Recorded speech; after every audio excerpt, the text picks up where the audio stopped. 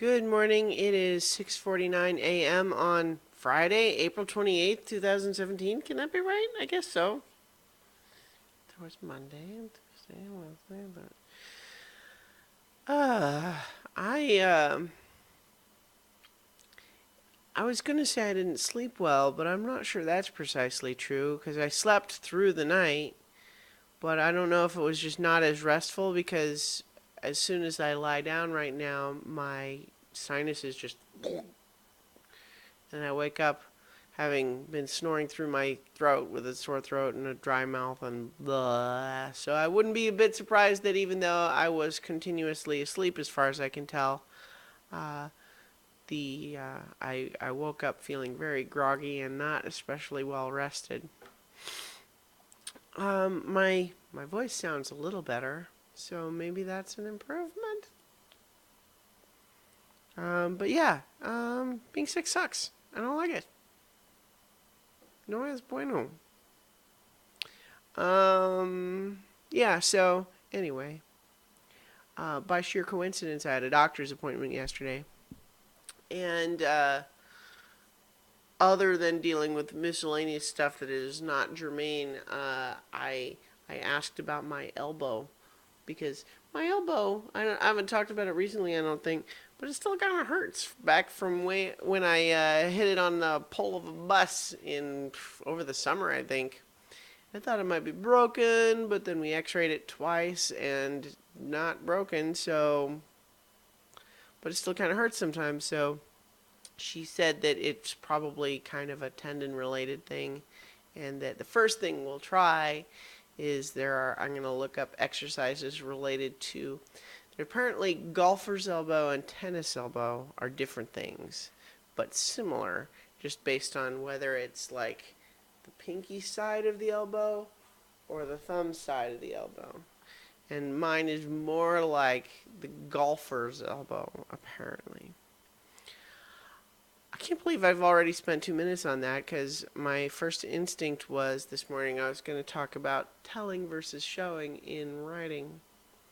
Maybe I still will. I'm a little bit groggy still. I'm trying to get caffeinated, but ugh. Not feeling great. So, telling versus showing. Part of what my I thought about it from a couple of different sources yesterday. And the first was just related to pacing. Because, I mean, first of all, as a general writing rule, show don't tell has been kind of a long standard, piece of advice to give people. And in general, I think it's good advice. But as with anything as complex as writing, can be overdone, it can be misinterpreted. And so the particular way that I was thinking about it was related to pacing. And my friend Jared was talking about writing and having scenes that slow the momentum down. And my first thought was, well, problem with a lot of my stories is I feel like I write them in a very sort of linear and then sort of way. And so like you can't really remove a scene without having to completely change like the dynamic of how you get from one place to another. And as I was starting to write that comment, I just immediately said, well, that's just not true. Because I don't just lift it out as a whole piece and then don't replace anything. What I would do is instead of showing, say, a whole conversation that takes too long and doesn't really give any useful information, I might just have a sentence that said, they talked about X for a while and then moved on.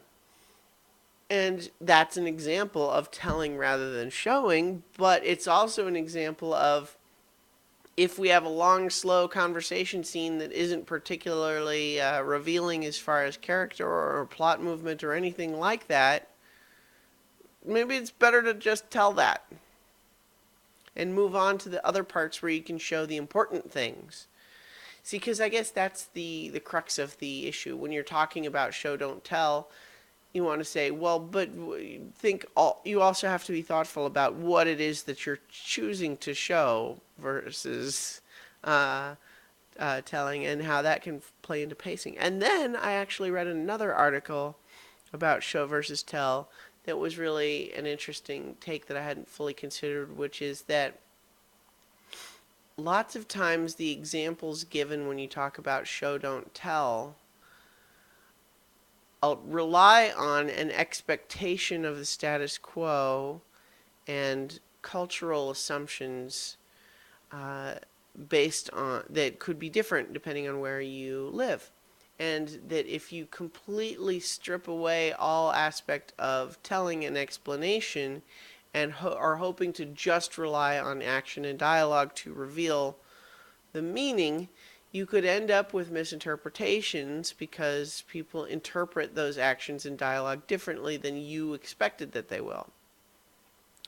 And one example of that I was they presented was the idea that having someone make a lot of eye contact during conversation, to just be very, uh, just making full eye contact during a conversation, like in America, that would usually be like an indicator of someone who's confident and forthright and not shifty, right? But in other cultures, that would be considered like rude and arrogant, like you think you're important and you're dominating the conversation and you're more important than everybody else. Like that, so that same behavior could be interpreted in two very different ways depending on who you're, where the person who's reading it is from. And so if you have written your prose in such a way that there is no telling about what it is that you're trying to convey, and only actions, you run the risk that those actions won't be interpreted in the same way by everyone, and then that could lead to confusion. So I thought that was just an interesting element to consider when thinking about the balance of showing versus telling. Anyway, I'm really tired, you guys. I don't want to go to work. But I have stuff to do. So I will talk to you guys tomorrow for 5 more minutes. How about that?